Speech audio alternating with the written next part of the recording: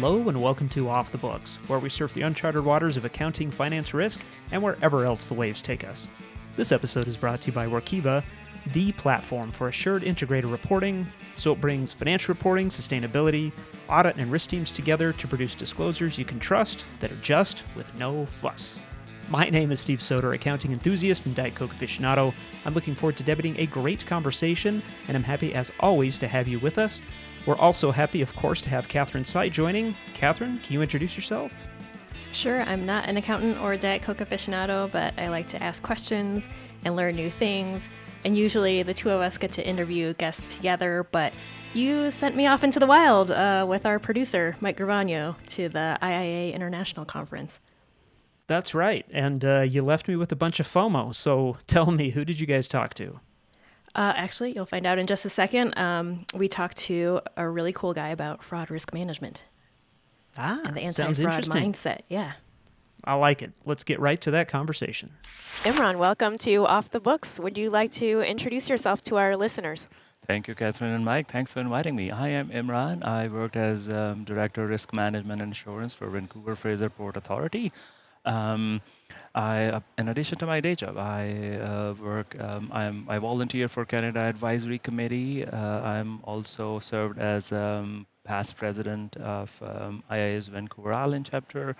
I also serve as a member of Harvard Business Review Advisory Council. So that's a brief about me. Hardcore internal auditor, have been an internal audit for many, many years. I've led and set up many internal audit functions across the globe. Awesome. Thanks for joining us. We want to jump in. How has the anti-fraud mindset changed over the years? The overall awareness about fraud is increasing. The mindset and the way organizations approach fraud is also changing. What I've seen, organization moving more towards proactive ways of identifying and preventing frauds rather than more reactive. So in the past, I would see a lot of organizations without having any formal fraud risk management system in place operate and just deal with the fraud and then when it occurs.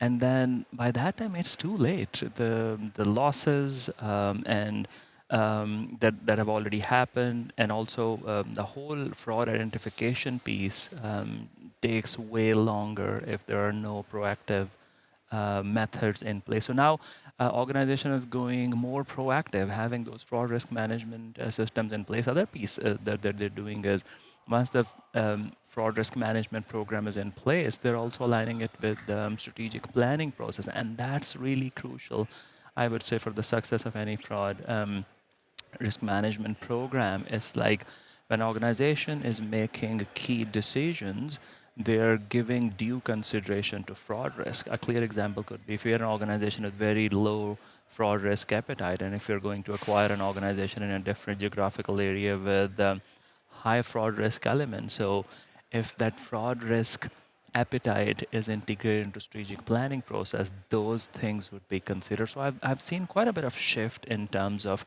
how organizations see fraud. And with the advent of AI and other things, there are things from the other side have also increased, some bad actors, and those, all that technology has made it easier. And similarly, organizations are now more aware. Their training and development programs are getting better. They're being more proactive. Yeah, I was going to ask because you brought up AI. So are there new developments that are either making like anti-fraud easier or more difficult? I assume, based on nothing, I guess, that stuff like AI might make it harder. Like the fraud risk increase, yeah. It's a tough one for sure, absolutely. I think one thing is that with AI, the legislation is lagging behind. And even in many organizations, I've noted employees are using it. And even at an organizational level, there is no real, I would say, a policy or a governance framework in terms of using AI. So that itself exposes the organization to a threat. And now you would see with the use of like AI with deepfake videos, and the fraud risk landscape has increased. So definitely overall risk has increased. At the same time, organizations who are taking a more proactive stance using analytics to, for example, digging deep into fraud, or also integrating analytics into their day-to-day operations, moving towards continuous monitoring framework, so they have a pulse on as and when the transactions are happening or things are going on. So I think it's both ways, but there are a few factors like cyber threats, ransomware attacks. The number of these cyber attacks or these sort of incidents have significantly increased with the advent of AI. So definitely, I would say fraud risk overall has gone up. However, at the same time, organizations are trying their best with what they can do. But I think from a legislation standpoint or a governance standpoint, we are lagging a little behind. More broadly, what are the implications of fraud beyond just financial losses? Yeah, that's a really good question, Catherine. When we think about fraud generally in organizations, we talk about, this was the amount of money that was stolen, and that's the financial impact. But there's so many other tentacles that are attached to that. It's not just that number. One thing is that in most cases, I have seen there's hardly anything that gets recovered. In many cases, you would see, 15 to 20% amount that gets recovered that was fraudulently stolen. Other is the big thing is the reputation. Well, the value of or the amount of the money stolen is one thing, but if that fraud lands you in the headline of your national newspaper, that itself is a very different story. So, from a reputational standpoint, from a brand standpoint, and sometimes the confidentiality of data that gets compromised sometimes in these sort of incidents. So there are many other things attached to that. I was discussing a case study yesterday in my session when I delivered. So that was the case of Cost Corporation, where their longtime employee, their CFO, did a fraud, and that went undetected for over a decade. And Wow. It's a long time. yeah, it's like a typical case of a trusted employee Yeah. who has been with the organization for so many years, and nobody questions her integrity. But in the end, after a decade, somebody discovers, and then it's too late. It's about 36 million gone, and then they could hardly recover anything from that. And interestingly, in the aftermath of that fraud, their share price went to $1 from $6. So you can see significant decrease in market capitalization. So huge impact. It's not just the amount that you're losing. So that's the kind of, I think we need to be thinking more holistically when it comes to fraud. And when we talk about the business case of fraud risk management, it's not just the fraud, the incident in isolation. It's the overall impact on the organization. I was thinking about Sam Bankman-Fried and the fraud that happened at FTX, and it's the reputational for the whole industry, for the whole cryptocurrency industry. Oh, yes. Yeah, everybody is now more cautious when it comes to cryptocurrency. They want to dig deeper into it. Another one you might have heard, Terranos, Elizabeth Holmes, when she claimed with one drop of blood we can have 200 plus tests, and lied about the capability of the company. And some very luminaries like Henry Kissinger, and there were many other big shots who invested millions of dollars in her company, and then in the end it ended up being a fraud. So the impact is phenomenal. I think she's such an extreme case. How can a brand bounce back? I'm sure it's each unique, but is there something brands should do if a fraud has happened and it's not a bad actor and they're lying about the entire company's capability? I think it's a tough one. I mean, for some cases, as we were discussing, that fraud can take down the whole company. We have many such examples. But in other cases, it's about organization, first of all, accepting that what has happened, and then taking a really consolidated, organization-wide, concerted effort to make sure they have a robust fraud risk management program. And it's not like once it's done exercise. Fraud risk management is like a marathon. It's not a sprint where you say, okay, we have done it, we have it ready, and we're good to go. No, risk doesn't change once a year or once in 2 years. It changes all the time. So we have to be adopting a very dynamic approach towards fraud risk management. That's how organizations should behave. Be more proactive. Keep on looking for those indicators. it's like, I speak to sometimes executives about fraud risk management, and they say, oh, we operate in pretty low risk area where fraud risk is pretty low. And I'm like, you don't find something that you're not looking for. If your risk management is not focused towards fraud, you're not going to find it. And if you don't have anti-fraud controls in place, you're not going to identify. Now, that's another illusion that I would want to highlight is we sometimes, we feel comfortable that we have internal controls in place, but fraud risk is primarily, by definition, is intentional overriding of controls. So it's not like we have internal controls in place and we say the design is fine, they're working as intended, so they would prevent the fraud. Fraudster is thinking, how can I override those controls?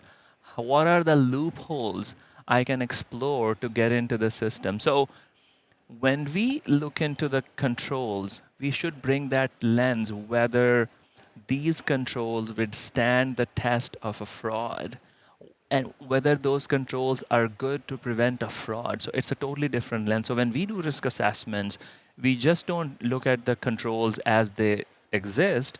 We also look into them from an anti-fraud perspective, and that's a very important lens when we do fraud risk assessment. Are you saying we have to think like a criminal? How do Oh we? yeah, that's a good one. No, Get in their I head. actually, I mean, it's a tough one. We generally don't think like that, but when we do those fraud risk management workshop, I always bring that lens. Say, look, say for example, if I'm sitting with procurement folks, pulling it that typical fraud risk tree, and say, okay, what schemes can happen? Think like a fraudster. What is available there? Can we override that control? Say, for example, on paper we have segregation of duties with person A and B, and we say, yeah, looks good. Person A does this, person B does that. And then, however, when person A goes on vacation, person B does some of person A's job. So in reality, there is an opportunity. So when we get into those conversations to say, look, he's on leave now, you would be doing some of that job. So if you override that control, you would have an opportunity. So you're right. When we do those assessments, think like a fraudster. It's a tough one, but wear that hat and see, where can I override the controls? What are the loopholes? What different opportunities? And sometimes people think, oh, wow, I never thought about it. Are you relying on desktop tools and shared drives? Stuck in a vicious, never-ending cycle of back and forth emails? Wish you had more time to proactively manage risk? Stop wasting valuable time corralling colleagues and updating status reports and start spending more time on what matters with Workiva. Create alignment across key stakeholders, yes, all of them, with centralized collaboration. Drive better business decisions with insights on demand, and spend more time on value-added work by automating those awful repetitive tasks. Plus, connect your GRC processes with your ESG and financial reporting all in the same platform. Seriously. See why audit and risk teams love Workiva at workiva.com/risk. That's WORKIVA.com/risk.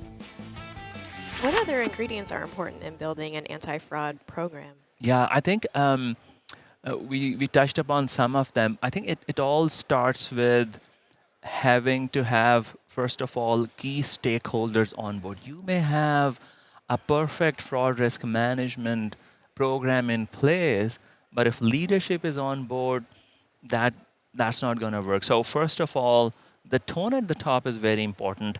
How leadership behaves, how leadership is perceived within the organization. Are they open, transparent? How do they,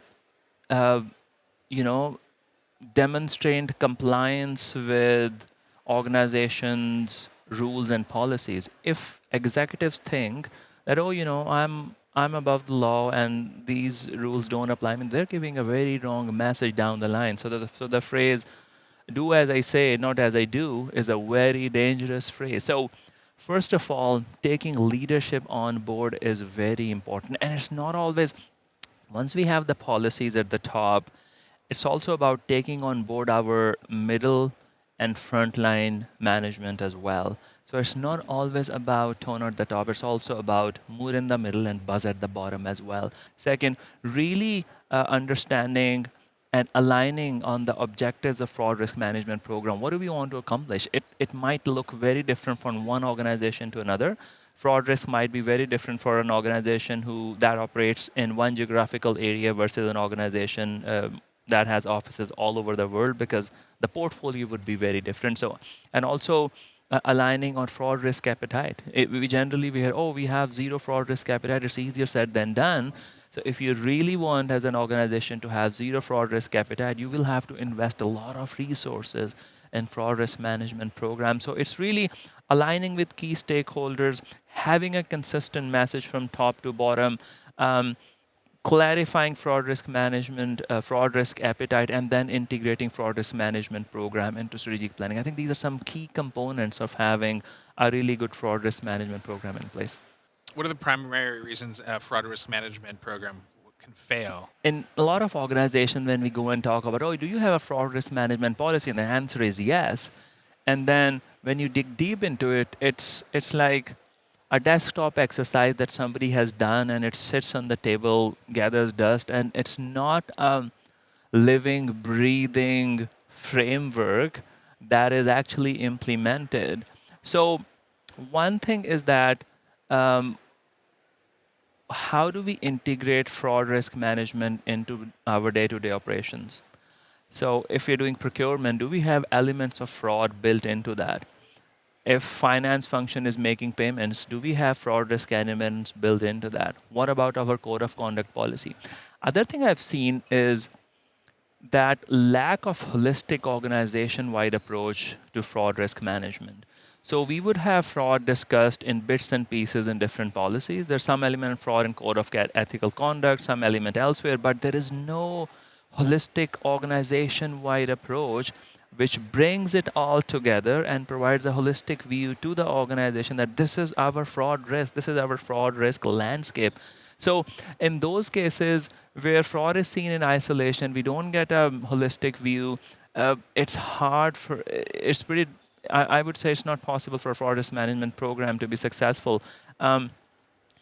So really understanding what are the gaps from a fraud risk standpoint, into our existing policies, bridging that gap, taking leadership on board. Sometimes people really don't understand, fraud from their perspective. The onus is also on people like us, fraud and risk professionals, to really communicate the stakeholders in their language. If I'm talking about procurement folks, I should be talking to them what can happen in their area, so that really understand that ticks for them, and they say, okay, yeah, that makes sense. So I think taking leadership on board, having a living, breathing fraud risk management program, and keep it alive. We talked about risk doesn't change once a year. It happens all the time. Collaboration is key, agility is key, tone at the top. Spot on, absolutely. Yeah, collaboration, absolutely. You need to take the stakeholders on board, and tone at the top, mood in the middle, and buzz at the bottom.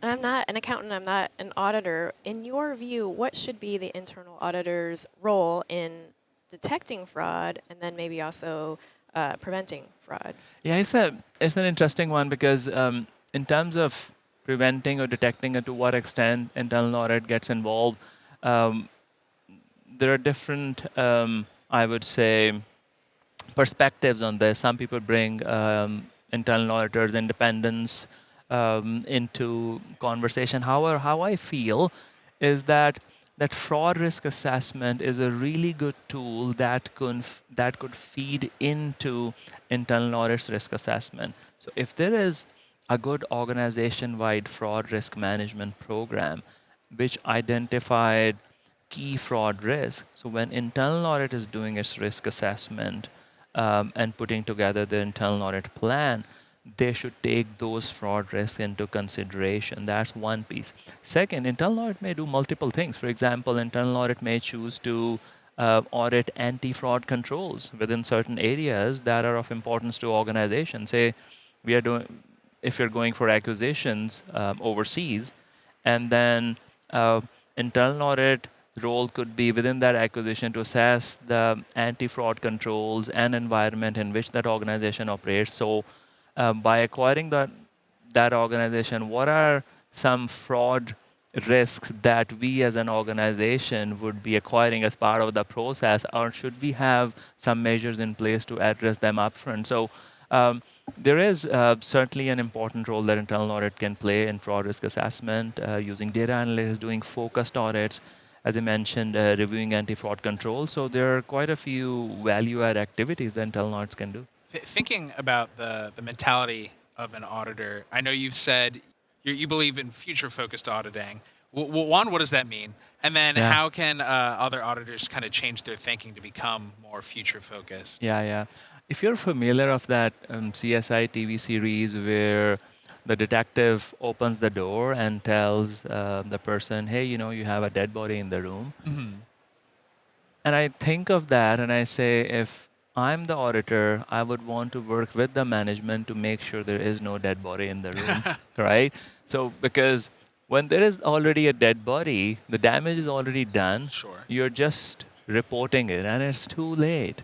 So, another example I can give you is that how interested you would be to know that the roads around the area your house, where you used to live a year ago, are being repaired. You're not bothered. You live in a new area now. You would be more concerned about the road conditions around you. So when we internal audit, when we report on the findings, the shortcomings of the past, that has a very limited value. I think what we should do is to align our work where the business see the future value is. So really aligning our work where the future value is. And in hockey, we say in Canada, follow where the puck is going to be, not where it has been. Similarly for risk, follow where the risk is going to be, not where it has been. So that's what I mean, being more future focused and aligning with what organization thinks would create future value. Oh, that makes a lot of sense. Catherine, do you think we're ready for a closing question? Yes, I think we are. We end each episode with a fun closing question of the day. All right. that sounds tricky. Are you ready for it? That sounds tricky. Let's go for it. So it has nothing to do with anything we've talked about at all so far. If you could have one superpower, what would it be? Oh. One superpower. Always a tough question. It's tough. Can I get back to you on this? I'm an auditor. What was your time, maybe. So you have time to think. I want to kind of take it back with me and think about it. What would be that superpower? I think one superpower, if I can elevate poverty from the world, I will use that to do that. And I think that would make our world a much better place. That's a great answer. Fantastic. Thanks so much. Mine is healing. Self-healing, so that's way more selfish than yours. So next. Well, Imran, thank you so much for spending some time this morning with us. Thank you so much. It was a pleasure, and thanks for having me. Yeah, take care. Take care. Thanks. Bye-bye. Thank you. Well, terrific conversation.